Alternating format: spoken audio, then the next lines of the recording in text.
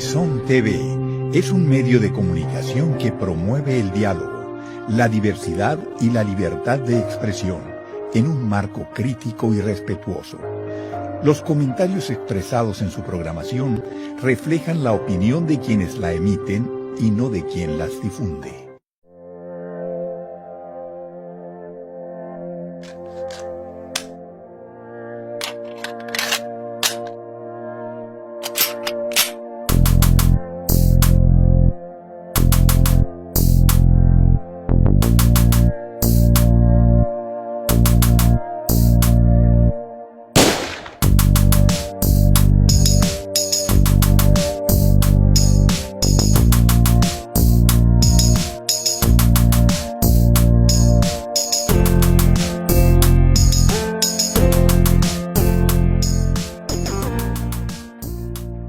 Jesús Lemus Barajas es un escritor y periodista mexicano que fue perseguido político durante el sexenio de Felipe Calderón.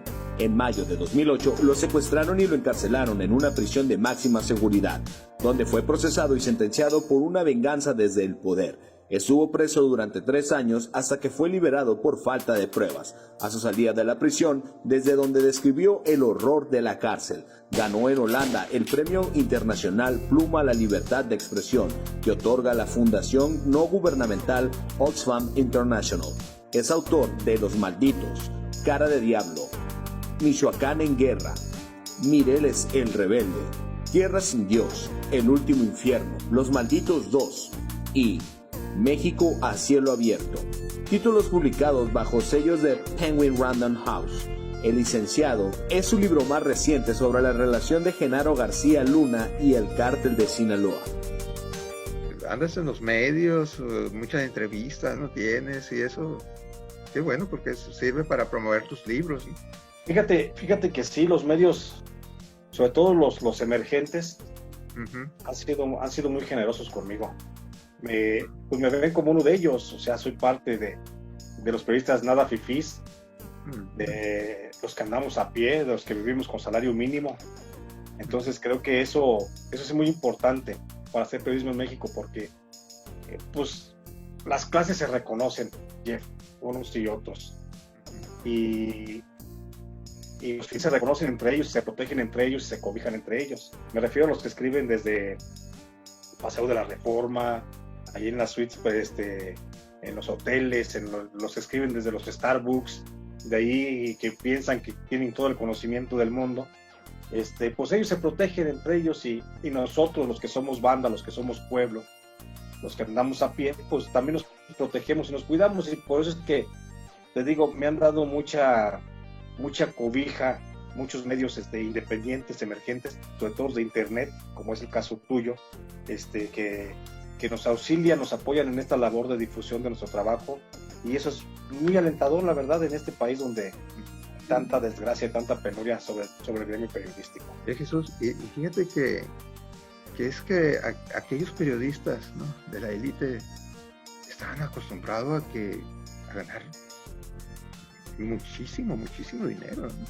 Por supuesto, o sea, es porque hay periodistas. Fíjate que en México tenemos un caso muy particular y que yo no he visto, bueno, en otras partes del mundo, revisando medios, revisando periodistas, platicando con medios, yo no he visto que haya tal disparidad entre periodistas pobres y dueños de medios ricos, millonarios, diría yo. Entonces tú vas, por ejemplo, a algunas regiones de los estados y encuentras el portal más importante, no sé, de cualquier estado, periódico supuestamente estatal.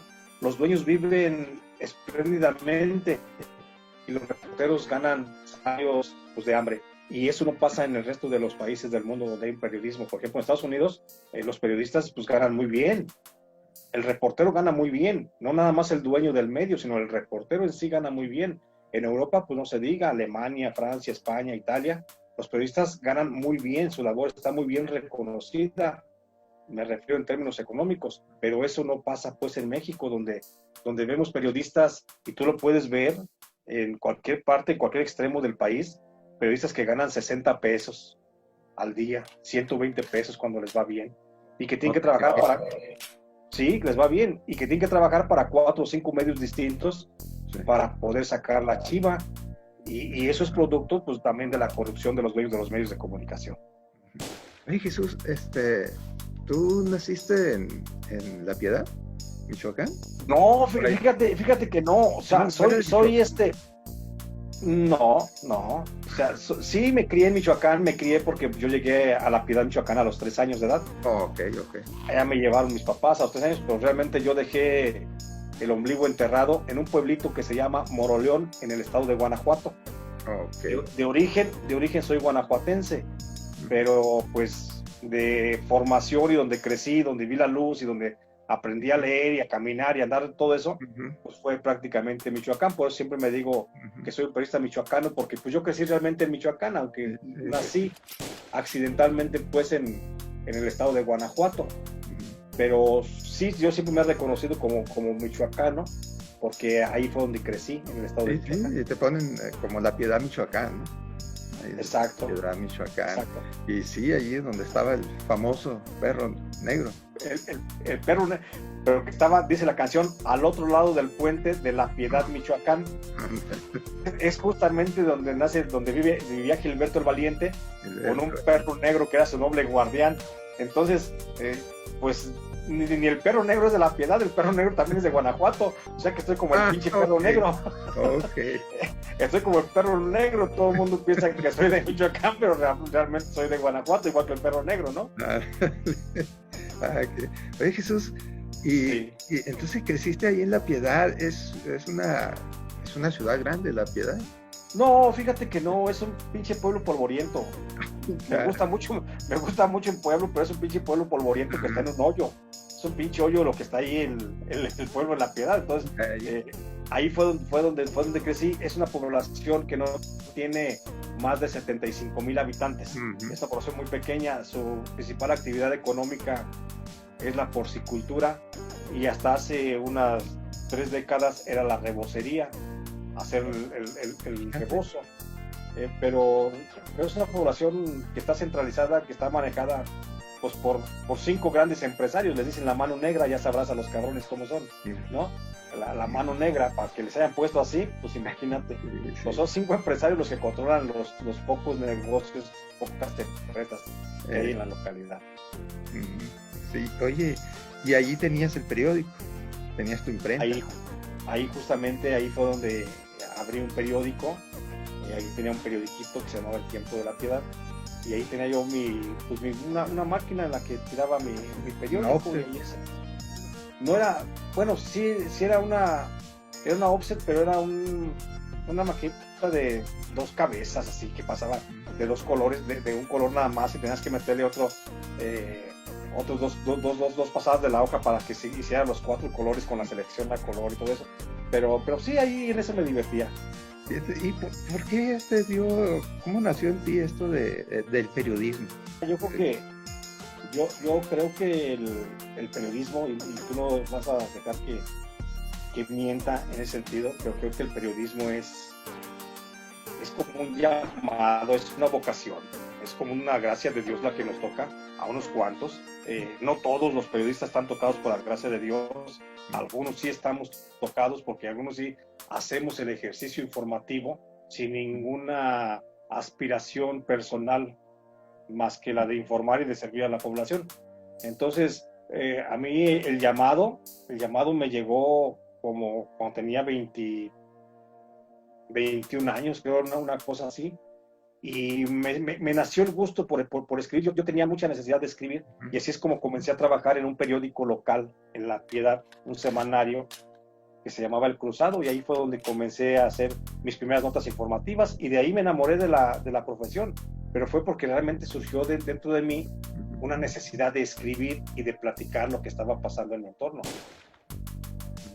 Entonces, para llegar a ser un periodista así con la vocación, primeramente la vocación, se necesita también, digamos, tener lectura, tener pues buena redacción. Sin duda alguna, Jeff, yo creo que no puedes dejar de lado la técnica con la aspiración personal y la vocación, pero yo creo que primero nace en uno la vocación. Primero te nace la necesidad, te surge esa necesidad de escribir. Por eso tenemos hoy que en México, te paso un dato así bien claro, que estoy trabajando recientemente en un trabajo especial sobre esto. en México el 80% de los periodistas que estamos en ejercicio, pues de alguna forma el 80% son autodidactas, es decir, no fueron a la escuela. Y no nada más que no quiere decir que hayan aprendido a leer y escribir solos, no, tienen otras formaciones, son ingenieros, son abogados, son médicos, algunos son comunicólogos, pues ya está más cercano, ¿no?, al periodismo. Son pocos los que son licenciados en periodismo, pero la mayoría de los periodistas en México, el 80%, no tienen una formación, o sea, se han ido haciendo sobre la marcha y sobre el trabajo, que es lo que tú dices y lo que yo estoy de acuerdo. Primero nace la vocación, pero por supuesto que también nace la necesidad de conocer la técnica, conocer la redacción, conocer los géneros periodísticos, conocer los fundamentos de la semántica, conocer las teorías de la comunicación, de la gente que ha escrito sobre el tema. Pero creo que lo primero, lo fundamental, es el amor del servicio a la gente a través de la información.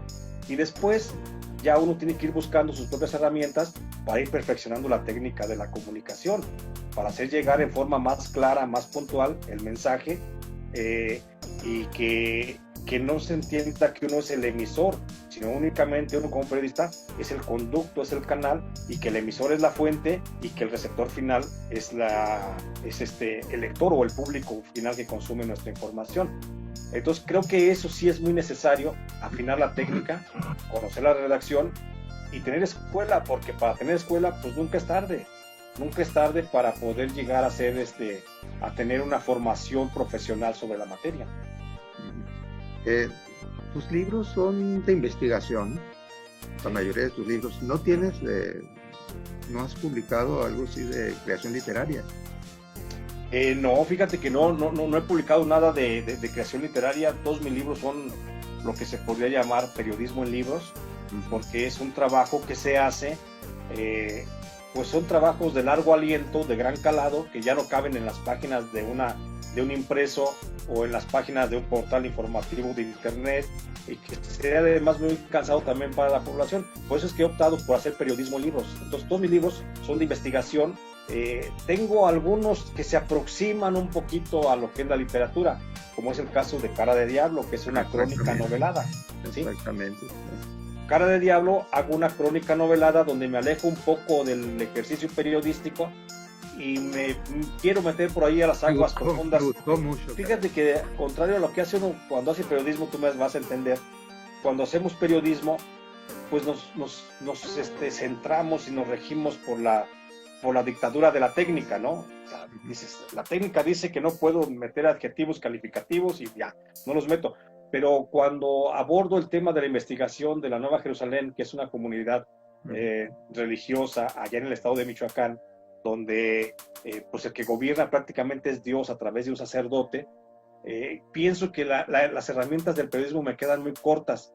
Entonces tengo que utilizar figuras literarias y tengo que acercarme un poquito a la literatura para poder explicar y hacer de una crónica, que era inicialmente hacer una crónica, pues prácticamente la llevo una crónica novelada, ¿sí? Voy haciendo como una especie de novela para poder darle al lector pues lo que yo quiero transmitir sin faltar a la verdad de esa información. Y yo como lector te puedo decir que sí lo lograste, ¿eh? Muchas gracias. Yo lo sentí acá, ¿no? Y lo disfruté mucho, disfruté. Fíjate. Todos esos libros que vas disfrutando cada palabra, cada frase acomodada, las imágenes, ¿no? La historia, cómo la vas narrando, ¿no? Sí, fíjate que yo cuando escribí el libro Cara de Diablo, la verdad es que también lo disfruté mucho, ¿eh? Todos los libros que he escrito, llevo ahorita 9 libros escritos, y de todos los libros que he escrito, la verdad, todos los he sufrido, pero el que sí disfruté fue el de Cara de Diablo. Cuando lo escribí, lo disfruté mucho. Yo solo me reía acá donde tengo aquí mi máquina y me pongo a escribir, pues yo solo me reía, yo solo lloraba, yo solo me encabronaba cuando estaba viendo, porque hubo momentos en los que la pinche historia pues me sacó lágrimas finalmente, ¿no? Entonces, pero lo disfruté, lo viví. Eso le sucede a los escritores verdaderos. Hay momentos en los que el propio personaje de la historia pues hace lo que él quiere, y entonces tú ya no puedes ni siquiera tener dominio sobre el personaje, porque el personaje lleva su rumbo, tiene su vida, cobró forma de tal manera que él es el que va diciendo qué es lo que tienes que ir contando de él más adelante. Entonces, hay ese momento en el que, te digo, nunca me había pasado con ningún libro, y cuando escribí este libro, el de Cara de Diablo, pues sí sentí yo como algunos personajes se apropiaban de mí, y yo era incapaz de poner algo que no quisieran ellos. Entonces iba poniendo únicamente, iba escribiendo prácticamente bajo el dictado de los personajes, y iba contando la historia. Entonces, eso fue algo muy apasionante, y a lo mejor la gente puede decir, este güey está loco, ¿no? Pero creo que quienes estamos en el oficio de la palabra y de escribir letras, creo que me van a entender perfectamente cuando digo que el personaje se apropia, cosa que no ha sido, por ejemplo, en otros textos, como por ejemplo el más reciente que acabo de escribir, que es El Licenciado. Pues son textos duros, son textos informativos, en los que, pues como te decía, nos tenemos que regir bajo la norma de la técnica, o bajo la dictadura de la técnica, que no nos deja hacer mucho para ningún lado ni para otro, ¿no? Sí. Tengo dos cosas. Bueno, por un lado tengo ahorita, justamente en este momento, una cosa que estoy terminando ya de puliendo nada más, ya haciendo algunos ajustes, perdón, que es una crónica sobre una niña. Cuando escribo el del libro del agua, ahí comienzo con una crónica que se llama Nautla, la vida de Nautla. Entonces, esa vida de Nautla, que resumí ahí, esa crónica que hice en 4 páginas, por ejemplo, pues luego me di vuelo y la comencé a desarrollar literariamente, y la terminé, y ahorita es un libro que, bueno, está en la fila de mis próximas publicaciones. Nautla se llama, y en esa sí me aboqué y sí hice algo de literatura. Intenté hacer una literatura a través de la crónica, casi como lo que hago con Cara de Diablo, pero esa es la que tengo más, donde estoy explorando otras cosas, estoy haciendo pues ejercicios, estoy incursionando en la técnica de la novela, y por ahí ando, pero sí me late eso. No sé qué personaje estarás trabajando ahí, ¿no? Como si va a ser un detective o un periodista, ¿no? Investigador. Fíjate que es un periodista, justamente. Es un periodista el personaje. El personaje central es un periodista. No quiero adelantar mucho, Sí, pero sí. es un periodista que está haciendo la investigación de un homicidio, y bueno, sobre ese tema estoy. ¿Y tus poemas? Ah, bueno. He leído ahí dos que 3 poemas tuyos ahí que has publicado por ahí. Fíjate que tengo un libro también en proceso, porque tú me debes de entender, cuando me canso de hacer información dura para reportajes que publico en algunos medios, o para algún texto de libro que estoy haciendo, lo que sea, pues para descansar hago literatura. Entonces descanso haciendo adobes, porque es como es una técnica personal que a mí me funciona muy bien. Cuando ya no me da mucho el texto para seguir escribiendo, como dijo Shakira, ya cuando se me acaba la metodología, pues entonces me alejo un poquito de todo eso, me ventilo un poquito y comienzo a hacer poesía, y entonces ya vuelvo otra vez las ideas, termino de hacer poesía y ya vuelvo otra vez a mi texto y sigo escribiendo. Entonces la poesía para mí es una forma como de descanso, de descansar la mente, y la dejo que fluya por otro lado, que haga lo que quiera la cabeza, y me ha dado buenos resultados, porque sí me deja trabajar luego en lo que yo quiero más limpiamente. Oye, ¿cómo te ha ido con el más reciente libro publicado tuyo, El Licenciado? El más reciente, El Licenciado, fíjate que ha tenido muy buena acogida por parte de la gente. Me está gustando mucho, es un texto muy duro, de mucha información, que habla de este personaje, Genaro García Luna, de cómo hizo que el gobierno mexicano estuviera a las órdenes del narcotráfico, y a la gente le ha gustado mucho, más que la forma narrativa, porque ahí me voy por la narrativa pura, más que eso le ha gustado mucho la aportación de los datos duros, que yo los planteo de una forma pues a veces no tan cruel y tan severa como lo hacen los medios de comunicación, ¿no? Que te lo plasman así. Yo más bien lo platico el dato duro, y le voy explicando a la gente de qué trata ese dato duro, y hago comparaciones muy simples sobre secuestro, sobre robo, sobre asesinato, y entonces eso le ha gustado mucho a la gente, la forma llana de platicarle las cosas. Fíjate, Jesús, yo siempre me pregunté, ¿no?, sobre tu caso, ¿no? Pues tan duro que viviste y lo has platicado tú en varias ocasiones, ¿no? Yo creo que sí es muy importante eso, ¿no? Tu testimonio, ¿no? De que lo estés platicando, que se esté publicando, ¿no? Para que mucha gente lo conozca, ¿no? Conozca realmente qué fue lo que sucedió, ¿no? Y cómo viviste esos 3 años ahí en el infierno, ¿no? Y cuando te he escuchado también hablar sobre eso, dice uno, ¿cómo es posible, ¿no? ¿Cómo es posible que se dé, ¿no?, en nuestro país esas injusticias? En este caso, ¿nunca pensaste, o no sé si lo hiciste cuando saliste, a establecer una demanda contra esta gente que te hicieron eso? Sí, fíjate. También, pues, ¿no? Sí, Jeff. Por esta acción que te hicieron sufrir. Sí, fíjate que tú caes en esa pregunta en la que tú caes. Yo me la repetí todos los días entre mayo del 2008 y mayo del 2011, que fue cuando me encarcelaron, y luego fue cuando salí de la cárcel. Me la hacía todos los días. O sea, ¿qué tiene que estar tan jodido un país, o cómo puede ser tan jodido un país, pues, que encarcele inocentes, ¿no? Deja tú que si es periodista, o que, porque yo en la cárcel conocí ingenieros, conocí meseros, conocí albañiles, conocí maestros, conocí mucha gente que estuvo presa de manera injusta en el gobierno de Felipe Calderón. Y entonces yo me preguntaba qué tan jodido tenía que estar un pinche país como México para que hubiera esa cantidad de inocentes dentro de las cárceles.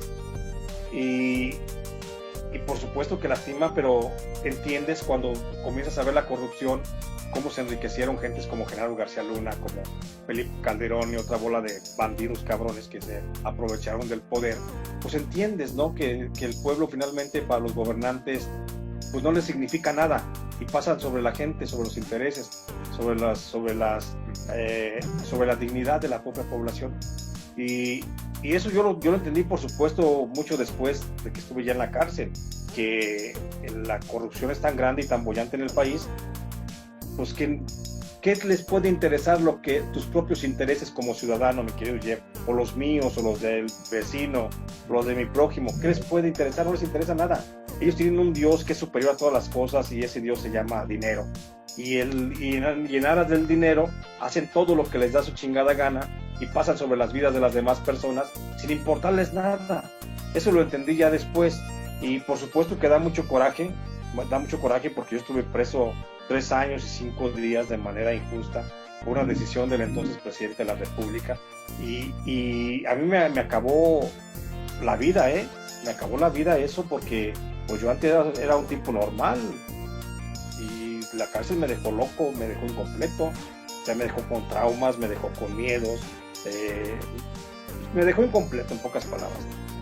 Cuando salgo de la cárcel, por supuesto que presenté una demanda de reparación del daño, que por cierto es una demanda que a la fecha la Comisión Ejecutiva de Atención a Víctimas no ha podido resolver a la fecha, en este gobierno de la famosa y llamada Cuarta Transformación, donde se supone que ya se dejó atrás los vicios de la corrupción y el desaseo del servicio público. Pues no me ha podido resolver, ni me han reconocido mi calidad de víctima. Entonces yo llevo desde el 2011 que salí de la cárcel, bueno, prácticamente desde el 2008 que ingresé a la cárcel hasta el día de hoy, siendo víctima, pero sin ser reconocido por el Estado. Tengo una demanda de reparación también del daño ante la ¿cómo se llama?, la Corte Interamericana de Derechos Humanos, pero tampoco tengo todavía grandes avances en ese sentido, porque está limitado, porque no hay respuesta de la Comisión Ejecutiva de Atención a Víctimas. No, entonces te digo, esto me tiene a mí jodido y totalmente desmoralizado en el sistema político mexicano, porque no puedo alcanzar ese beneficio que te reconoce la ley. Yo no lo puse. Lo puso el propio Estado, lo hizo el propio sistema, el legislativo lo hizo, pero todavía no se puede acceder a él. Entonces, sí molesta, y ya sabrás la pinche frustración que me viene como persona, como mexicano sobre esto. ¿Y qué se necesita entonces para que se pueda mover eso? ¿Qué es lo que Pues nada, nomás la pura voluntad de los funcionarios que están ahí haciéndose pendejos en la Comisión Ejecutiva de Atención a Víctimas, nada más que haya voluntad de ellos, que se le dé el trámite correspondiente, y yo más hoy estoy esperando que dictaminen sobre si soy o no soy víctima en ese gobierno.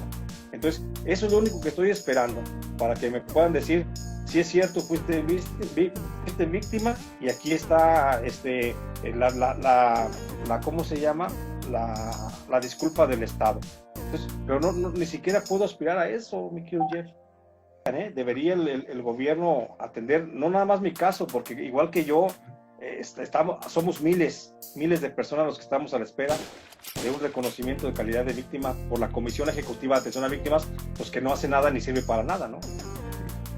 Que me sacaron de la libertad y que primero me secuestraron, luego estuve en una casa donde estuve a punto de ser ejecutado, estuve a la espera de la ejecución interminables horas, y luego de ahí me rescata un comando de la policía que fue el que me entregó ese grupo, me rescata y me llevan a la Procuraduría de Justicia del estado de Guanajuato, pero fue la misma chingadera, igual de delincuentes, igual me comenzaron a torturar, ¿no? Entonces, después de ahí me llevan a la cárcel, y ya en la cárcel me califican como un reo de altísima peligrosidad, y me llevan a un sector donde están los reos más peligrosos mediáticamente del país. Entonces, desde ese día en que yo pisé la cárcel, bueno, que fui secuestrado un 7 de mayo del 2008, hasta el 11 de mayo del 2011, que yo fui liberado, pues todos los días estuve pensando por qué estaba preso y cuándo llegaría mi libertad. El día que llegó mi libertad, pues yo no me la esperaba. Finalmente, antes de mi libertad, un 26 de enero del 2011, yo recibí una sentencia condenatoria sin tener cargo alguno, sin que hubiera una sola prueba. El juez de primera instancia, un güey que se llama Roberto Miranda, creo, el hijo de su chingada madre, ¿sí? Ese güey dictó que yo era responsable de los delitos de narcotráfico y delincuencia organizada, sin tener ningún elemento a la mano, nomás por consigna del gobierno federal, nomás porque se lo pidió el presidente de la República o el gobernador de Guanajuato. Vete a saber cuál hijo de su chingada madre haya sido el que dijo que yo era un narcotraficante. Pues el juez, que se supone que estaba para impartir justicia, él dijo que yo era responsable de esos delitos y me sentenció a 20 años de prisión. Yo me pasé los siguientes meses, después de ese enero, pensando que iba a pasar a la cárcel 20 años pagando una condena que no tenía nada que ver. Para irse para abajo, Jesús. Pues sí, claro, eso es para joderte la vida, Jeff. ¿Qué otra intención había? Nada más la de causar daño de manera dolosa, ¿sí? Ni siquiera imprudencial, sino de manera dolosa fue la intención de decirme, estás condenado a 20 años de cárcel. Entonces, yo durante los siguientes meses que pasé en la cárcel pensando que iba a estar 20 años en esa prisión, totalmente ya jodido, muriéndome prácticamente en vida, un día llegan y me avisan que vaya al juzgado, me llevan al juzgado, y ahí en el juzgado pues prácticamente me dicen, usted no tiene nada que ver aquí, váyase a su casa porque esto no hay una sola prueba que lo incrimine. No, pues yo no sabía si reír o llorar, Jeff. Yo no sabía, fue una serie de sentimientos los que me invadieron. Pues finalmente soy un ser humano, soy una persona, no soy un perro al que tenían amarrado ahí en la cárcel, ¿no? Soy un ser que siente y que piensa y que sueña y que respira como muchos otros cabrones, ¿sí? Entonces, no supe, fue una alegría inmensa cuando me dijeron que yo quedaba en libertad, y por supuesto que yo salí con las manos al cielo, ¿no? Agradeciéndole a Dios porque nadie más estuvo conmigo en esa prisión más que mi esposa, mi hija y por supuesto Dios, ¿sí? Porque allí no hubo compañeros periodistas, allí no hubo organizaciones defensoras de derechos humanos, allí no hubo la puta madre de ninguna que hoy dicen y cobran por defender a periodistas quien me echara la mano, ¿sí? Los únicos que nos la pasamos mal ahí fue mi esposa y mi hija, los que estuvimos ahí sufriéndola, yo de una forma y por supuesto que ellas también de otra forma, viéndome cómo yo estaba encerrado injustamente. Entonces por eso cuando salgo, pues lo primero que le agradecí fue a Dios, que realmente le debía mi libertad, porque él se compadeció de alguna forma que hizo que alguien, una magistrada, a la que le voy a estar agradecido de por vida, que fue la que dijo, es que no hay una sola prueba para tener encerrado a este güey, y eso fue lo que a mí me liberó, y desde ahí, ¿no? yo lo agradecí, se lo agradezco siempre, el haberme dado esta posibilidad de volver a vivir, mi querido Jeff. Qué bueno. Oye, Jesús, resultado de tu estancia en ese infierno, en esa pesadilla que viviste, ¿no? Fueron Los Malditos. ¿No has pensado, una pregunta, en hacer algo así novelado también, digamos? Fíjate que cuando estuve en la cárcel comencé a idear, pues porque estaba en un campo fértil, era como una vaca en un pastizal, ¿sí? Teniendo a tantos delincuentes conviviendo conmigo todos los días, escuchando historias de unas y de otras, de narcotraficantes importantísimos, pues sobra decirte, ¿no? Como Rafael Caro Quintero, como el Mochomo, Alfredo Beltrán Leiva, o como Sergio Enrique Villarreal el Grande, o como Mario Aburto Martínez, el asesino de Colosio, o como el asesino del cardenal Posadas Ocampo, Humberto Rodríguez Bañuelos. O sea, con todos estos personajes que tenía yo ahí, pues, y los tenía a mi plena disposición para platicar lo que quisiéramos platicar cuando quisiéramos, porque estábamos encerrados las 24 horas, no teníamos otra cosa que hacer más que platicar. Ahí fue cuando comencé a hacer una especie de una especie de bitácora de diálogos y tratar de conservar aquellas pláticas, y las escribía en cartas algunas, otras las escribí en papelitos de papel de baño con los que sacaba por ahí escondidas en la visita cuando me iba a ver mi hija, mi esposa. Entonces, todo eso, ahí fue cuando nacieron estos dos libros, el libro de Los Malditos y El Último Infierno, que son los que narran mi estancia en la cárcel. Pero sin duda alguna siempre acaricio la posibilidad de hacer una novela de corte, pues de corte de ese que le llaman ustedes el género negro, ¿no? De la novela negra. Entonces, algo así. Si partimos de que la violencia es inherente al ser humano, pues yo creo que eso no va a pasar nunca. Yo creo que la violencia nunca va a terminar. Lo que es reprobable es que la violencia sea tan focalizada a quienes no tenemos nada que ver más que la información, ¿no? O sea, si se matan, digo, es muy lamentable siempre una muerte, pero si se matan entre narcotraficantes, pues es bronca de ellos, ¿no? Uno trae una pistola y otro trae otra, pero cuando tú traes una pluma y otro güey trae la pistola, pues ya estás en desventaja, ¿no? Claro. Entonces eso es lo que yo siento, que como sociedad tenemos que vivir con la violencia, lamentablemente, porque eso es algo natural y ha sido desde que el hombre inventó el fuego, pues ahí se agarraron a putazos porque uno quería la antorcha y otro no se la daba, para empezar, ¿sí?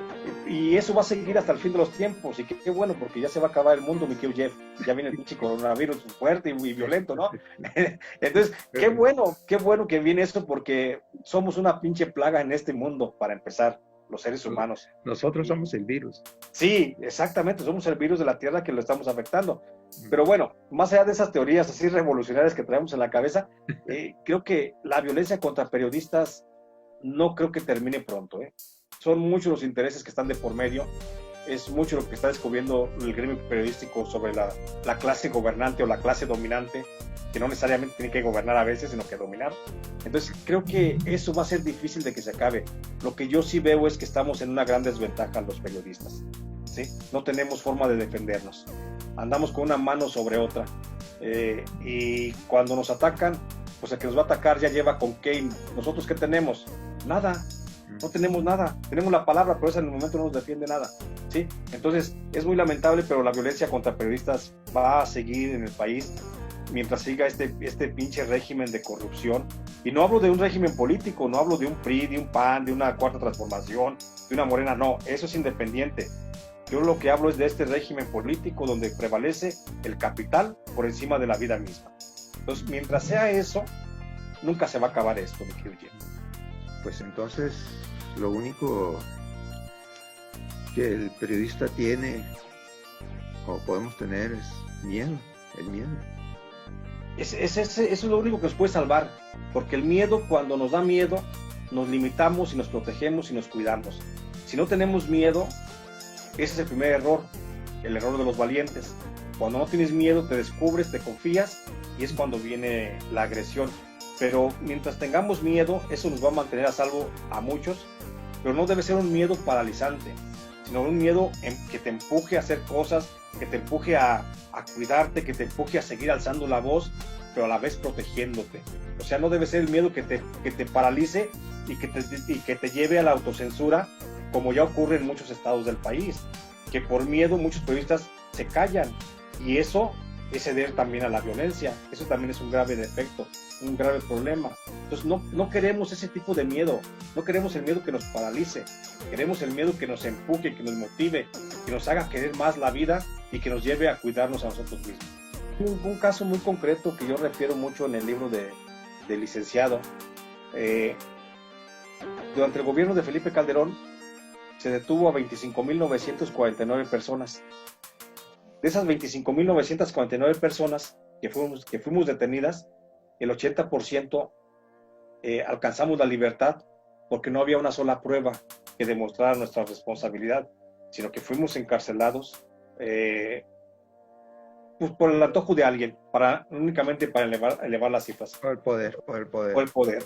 Y a la fecha, en lo que fue la administración del presidente Peña Nieto, la cantidad de detenidos inocentes fue de más de 32,000 personas, y de esas el 60% todavía se encuentran recluidas en prisión a la espera de una sentencia, y el otro 40% ya salió porque no hubo una sola prueba, ¿sí? Entonces, lamentablemente el problema de los presos inocentes sigue existiendo, pero es más lamentable que dentro de las cárceles, aparte de que el preso inocente se ve privado de su libertad de manera violenta y sin ninguna razón, ningún motivo jurídico, aparte de eso es el sufrimiento implícito que lleva a la prisión, que es la violación de los derechos humanos dentro de la cárcel, porque les privan de comunicación, de visita, de alimentos, de recreación, pues deporte me refiero, les privan también, por supuesto, de agua incluso, entonces del sueño mismo. Entonces esas violaciones de derechos humanos se siguen dando en México. O sea, se siguen dando, que recientemente el gobierno federal acaba de anunciar a principios del mes pasado el cierre de la cárcel federal de Puente Grande, porque justamente reconoció que había un cúmulo de violación a los derechos de las personas. Entonces, para mí fue un motivo de alegría que hayan cerrado ese penal, porque era una cárcel de tortura y de exterminio.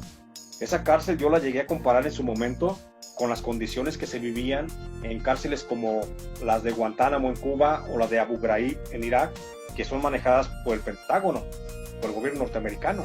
Pues qué bueno que se cerró, pero la pesadilla del encierro injusto y del encierro violatorio a los derechos humanos se sigue dando también en otras cárceles del país, del sistema penitenciario federal.